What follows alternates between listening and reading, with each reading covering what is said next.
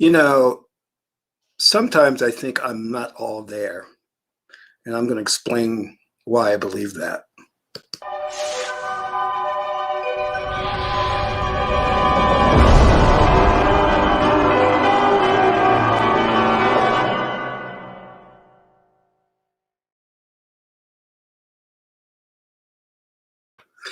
Hetapu, assalamu alaikum, namaste, hanur nefer. This is Qesankh with another exciting video for you. In this video, we're going to talk about how to manifest daily. But before I do that, I want you to hit the like button on this video. This is your first time to my channel. Welcome. Hit the subscribe button to get notifications on when I go live and when I upload recorded videos. Also, I do have free ebooks for you. If you're looking to learn more about my spiritual teachings, just scroll down below, click on the links, and download the ebooks. You can start reading right away. They're totally free. If you want to take your spiritual wisdom to the next level, become a Patreon supporter. As a supporter, you'll have exclusive access to instructional videos and videos on the esoteric. They'll teach you how to meditate, proper breathing, how to communicate with the ancestors, how to invoke spirits for your protection, how to do divination, work with the oracles, and lastly, how to do self-hypnosis. You can become a Patreon supporter for as little as $1, $5, or $20 per month. It's up to you. You can cancel at any time. Lastly, share this video with family and friends so we can get the revolution started. So, Haru Nefer, how are you today? I want to talk a little bit about a ridiculous experience that I feel kind of like an absent-minded professor or a not attentive person. So, start back in Miami. I have a friend out there who teaches manifestations, and he was talking to me and saying, you know, Qesankh, I manifest daily, and I do this for several reasons, because I want to have a life that aligns with, basically, his wishes, and it helps build faith in his power. So he was saying you should do that, and I said, well, I usually just manifest things that are important that I need. I don't do, I'll call it little micro manifestations. And he said, there's nothing wrong with that. He says, the only key is you got to be observant, because you're always manifesting. And if you're not observant, you'll miss the fact that you manifest something. I said, okay, all right. He says, no, it's really cool. You've got to try it. Try just one little thing and see if you can manifest it. And then move on to another little thing, and watch your faith will increase. I said, well, I know, my power is pretty good. I said, but okay, shut the hell up. Get out of my face. No, I didn't say that. But I was like, yeah, whatever, dude. All right. So I said, okay. And then I'm on the plane, and I'm sitting there, and I'm actually very bored. I don't like sitting down there for a long period of time. Then my leg starts to hurt. So I said, you know what, let me just try to manifest something. I said, okay, when I land, what am I going to manifest? I couldn't really think of anything. It was the funniest thing. I couldn't really think of anything. So I said, okay, I'm just going to manifest something totally stupid. I'm going to have a random girl come up to me and just start talking. All right, I'm going to manifest that. So there are a number of things I can do to manifest. Like there are certain things I know like to drink to manifest, or certain herbs I know to take that will help me manifest, or certain meditations. So I said, I'll just do a quick meditation. I'm not going to go and make this complex, right? So have you ever heard of the term cognitive dissonance? It doesn't apply here exactly, but it's very similar. You look in the dictionary, it will say Qesankh cognitive dissonance, all right? So I land, and I go sit at this table, and they have these what do you call it, tablets at the table, really cool tablets. And across from me, there's this older man, and there's two granddaughters with him. And I noticed he did something weird, which I didn't like, but it was all right because I have my mask on, and we're sitting pretty far apart. He looked at me, and and I'm intuitive, so I pick up on energy real fast. I said, okay, something's wrong here. I don't know what it is, but something's wrong. And I knew it was something he didn't like that I did. So I said, I don't know what's going on here. Next thing I know, I turn around, and the girl approaches me, and then we start talking. And she's really cool. I got her name and everything like that. And she walks away. And I'm feeling this weird energy that I just didn't like the energy. I didn't like the way it felt. It kind of like unnerved me a bit. So I said, I'm going to leave. I'm going to get up and pretend I have to go to the bathroom. So I went to the bathroom, and then as I came out the bathroom, I went to the bathroom for like 2 seconds, came out, and then moved to another seat all the way down by the opposite end of the gate. So I figured out what was up with the older man, which I still didn't kind of like, but I understood. So he didn't like the fact that I sat across from him, I guess due to code, the virus. And so that's why he picked his granddaughters up and kind of moved them away. But I was wearing a mask and we were very separated. So I was like, wow, are people that sensitive? You know what I mean? So I was like, okay, whatever. So I had to get a connecting flight. I'm on the plane, I'm sitting there, and then we're about to land. And I'm just thinking, man, I really would love to go home. And the thought came to my mind, again, cognitive dissonance. This is Qesankh. Needs more oxygen to his brain. And just me going over things I have to do. And it just dawned on me. I said, oh man, that manifestation didn't work. No random stranger girl came up to talk to me. That's, well, okay, whatever. I said, maybe it'll happen when I land, right? And then it hit me like a brick wall. I said, wait a minute, didn't I just have some strange girl come up to me and talk to me? And it was a weird energy, and I wasn't comfortable, so I got up and left. I'm like, oh, duh. No wonder why it felt like a totally weird energy, and I just couldn't believe how I overlooked it. How I'm sitting there on the plane thinking, oh, the manifestation didn't work. That test didn't work. Well, whatever. And it was right in my face. But as my friend said, he says, you can do these little manifestations on a daily basis. You just have to be observant and pay attention to make sure you can see that they're happening. That'll build your faith. And I'm like, man, could not be a detective. I would just miss clues and stuff. I would just be not picking up. I pick up on energy, and it takes me a while to put two and two together. And I'm like, oh yeah, it did work. It did work. Yeah, the girl came up to me, talked to me. We had a nice conversation. I got a weird energy vibration from that because I manifested it, of course. I didn't think to the fact that I was manifesting that scenario. And I'm like, man, what else am I missing? What else am I missing? Is this real? And it really shows you how you're so powerful and you've become so accustomed to manifesting and the world around you that you've created that your senses are dull and you don't realize the God power that you have. I didn't realize that this little interaction. I didn't put it together until a little bit later.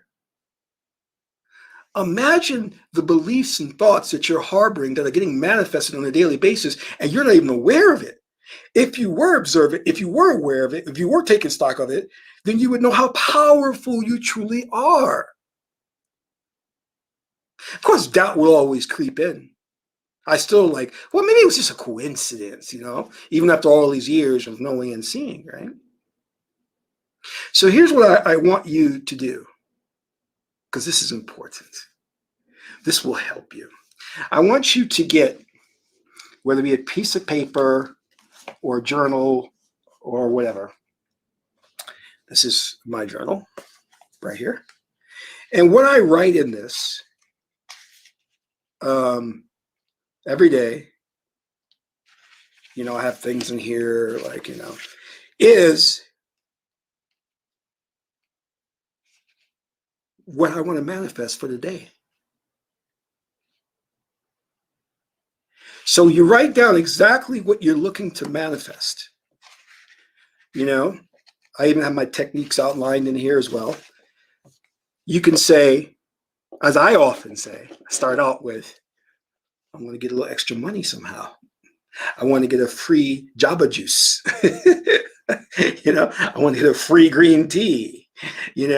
Those little things are okay to manifest. And you write them down. And then you construct a visualization where you already have these things, and you meditate for 15 minutes on this and empower it with emotion. And then don't do what I did and not be observant. You must be observant, be aware, and then start going down your journal on a daily basis and checking off what manifests. You see, this is a muscle. It's like going to the gym and lifting weights. I'm really buff, so the ladies be checking me out, but I digress. Anyway, you go to the gym and you're lifting weights, right? And the more you lift, the stronger you get, the more proficient you become. That's magic. You see, you have to practice it. And let me give you a little secret here. Here's the secret, right? We could take two people, let's say me and Amber, and we could be on the same level in terms of intelligence, good looks, because we're both good looking, financially, same. And we both don't know anything about magic, but we both start out. I will manifest quicker than she will. It may take her days, weeks to manifest. And here's the reason, here's the secret. This is why scientists when they try to study this, they don't get consistent results, because there's a formula to this. You see, I have already conditioned my consciousness to believe in magic, to know it works. You see, when I first studied with a hypnotist in New York, the revelation, I came back to him, I said, a lot of this is based on belief. He says, you got it. You got it. Magic doesn't work if you don't believe in it. So if you have no belief that this can happen, I don't care what potion, spell, incantation, herb I give you, it's not going to work. Because those are permission slips, because the power is within you. And to activate the power through the Kundalini energy, the raw force, it takes faith, it takes belief. See, there's a difference between Sebek and Tahuti. Sebek is, I think. Sebek thinks because he doesn't know. Tahuti is, I know, based on experience, based on wisdom. So for the magic to work, the reason why my friend and I can manifest things quickly is because we've been through the number of years. We have a genuine faith in our abilities.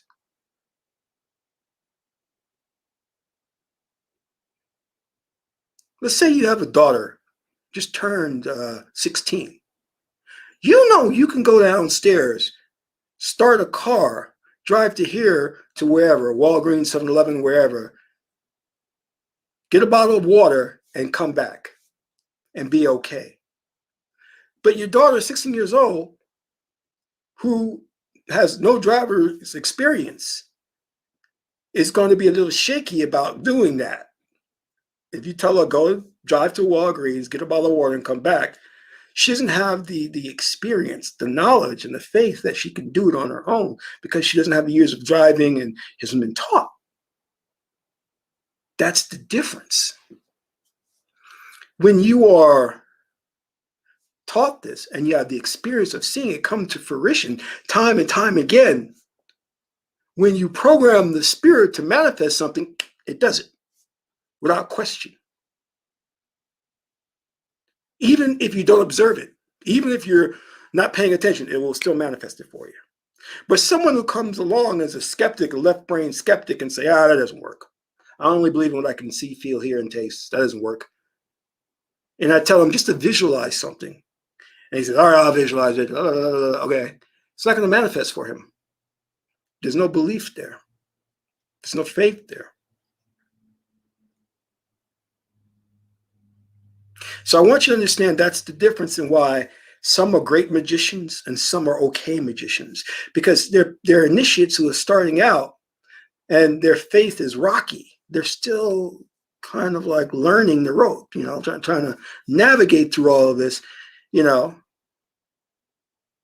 and they don't really have that much faith in their abilities. This is why modern religion was crafted by some very smart sages. They knew that you wouldn't have faith in yourself to manifest things in your life, so they gave you a proxy. They gave you Jesus, and they said, "Just put your we know you are a sinner and you can't manifest things, so put your faith in Jesus. He'll manifest it for you." And you were like, "Hey, that sounds logical," and you did it. And then when Jesus performs a miracle, you actually believe Jesus exists. You got duped.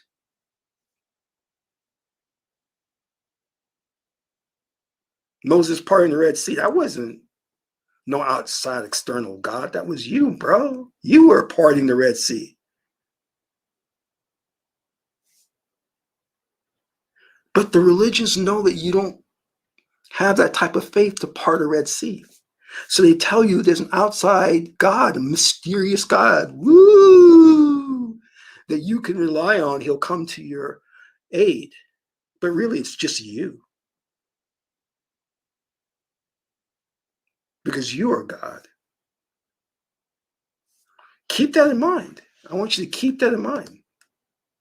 Because all these tools, yes. All right, so I know that you, starting out, don't believe that you can manifest these situations.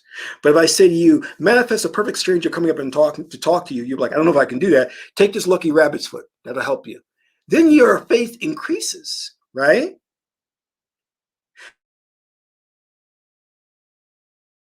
Need someone to do it, to come up and talk to you. You would have absolute 100% faith that it would happen, right? And then when you go there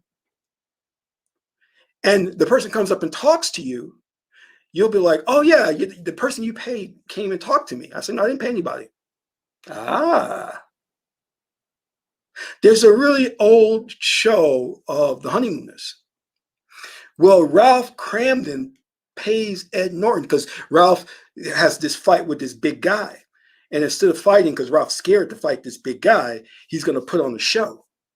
And the show is this: Ed Norton is going to pay a friend to push Ralph and say, hey, get a little fatso. And Ralph's going to turn around and punch the guy out in front of the big guy.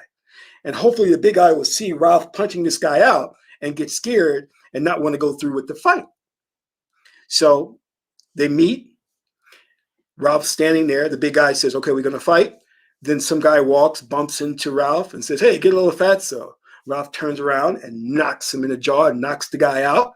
The big guy goes, oh, hey, I didn't know you were so good a fighter. You know what? Let's call it off, friend. I was just joking. And then Ralph is all cocky. All right, all right. But yeah, this is why I like to fight, because I hurt people a lot. So the big guy goes off. Then Ed Norton walks in and says, who's out on the floor? He goes, oh yeah, your friend. He was really good, man. He's a great guy, actor. And Ed Norton says, I couldn't, my friend couldn't do it today. He wasn't available. And then Ralph says, you mean I really knocked out somebody? Ed says, yeah, apparently, yeah, you did. You guess you're a really good fighter. So that demonstrates belief. That demonstrates how there is something that surpasses the physical element in our world.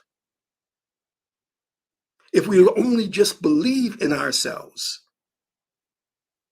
But the society, the oligarchy, has constructed our world in such a way that they destroy the notion of inner development, inner spirituality. Everything has to be external. Everything you have to do have to rely on external forces. Bruce Willis in Die Hard jumps buildings, jumps through flames, car crashes. But you don't ever see anybody in the movie rely on their spiritual power to achieve things, to go beyond things that we would look at as miraculous, which can be done. See, Hollywood doesn't want to broach that subject. They don't want to get there, even though we know it's true. This is why in the pharmaceutical industry, they have the double-blind tests. This is why they also have placebo. Because they know that the mind, if they give you a sugar pill, the mind can cure you of things. And you'll be like, Doc, that medicine worked. What was it? Oh, it's just a sugar pill. You healed yourself. So I want you to understand that when you are writing down the things that you want to manifest, it won't manifest if you don't believe. Now, how do I get around this when I have like somebody come to me and they're like, hold on a second, sorry. Let's take a pause here. Okay. All right, sorry about that. All right. How do I get around that? If someone comes to me and they just don't have the belief to make it happen, there is a way we can instill that belief immediately. Let's take a commercial break. Waters of None are the only waters that have been charged to help you with specific areas in your life. It was Dr. Emoto that discovered that water not only has memory, but it can be charged and coded. With this science in mind, we have used ancient techniques to charge these waters using crystals, mantras, and venereal beads. So try it today. Go to watersofnon.com. Great, and cut.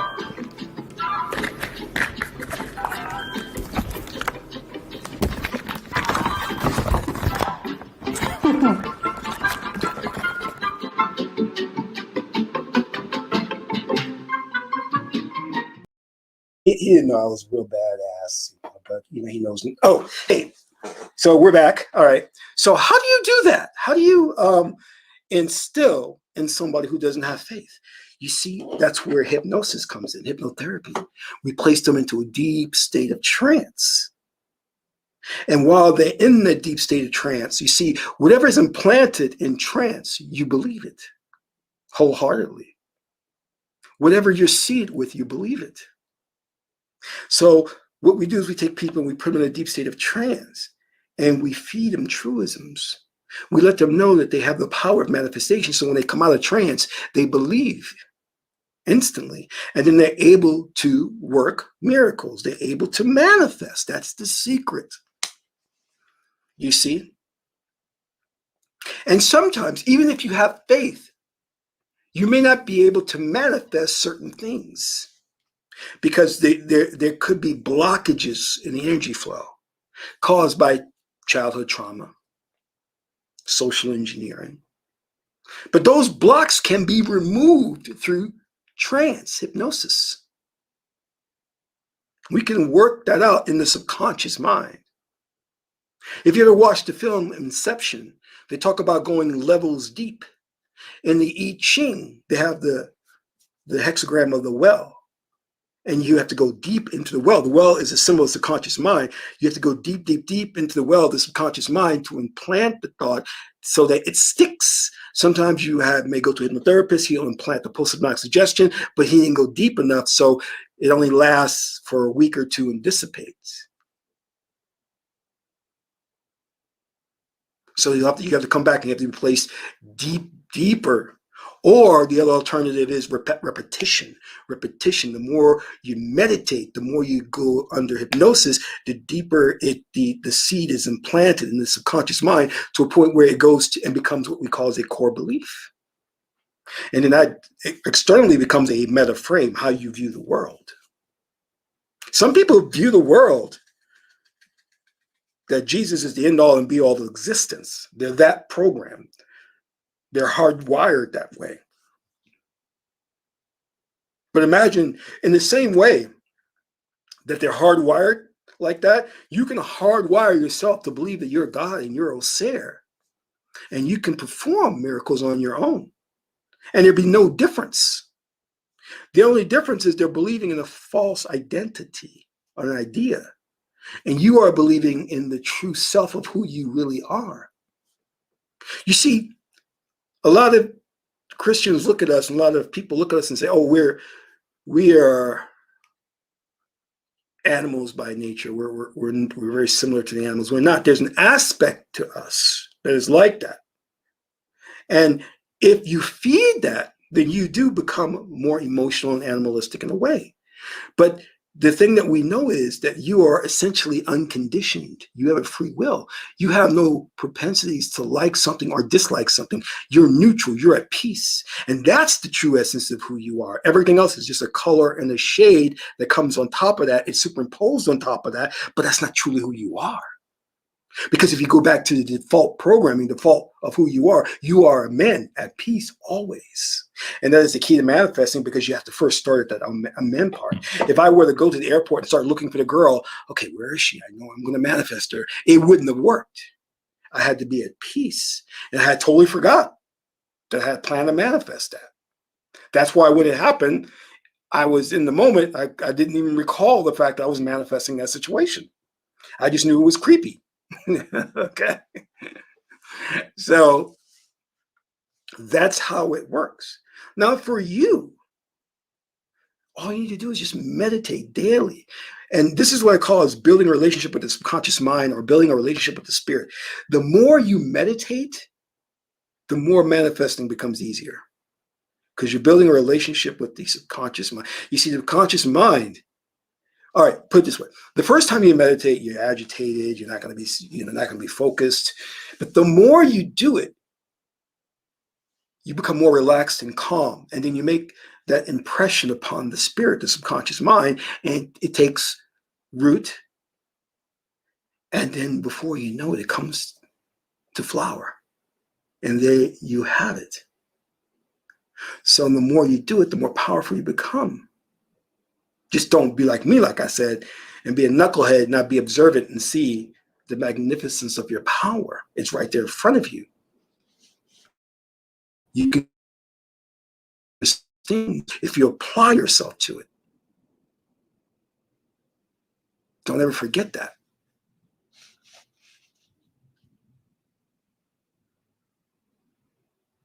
So I want to thank you for tuning into this broadcast.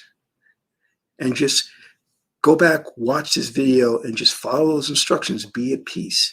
Write down what you want to manifest on a daily basis. Set that intention. Meditate. Be observant. Watch it come to fruition. Wash, rinse, and repeat. This is Qesankh Ma Keperu, son of Ma and Tootie. Ma is the beautiful goddess Heteru. Till my next video, I'm in Ra.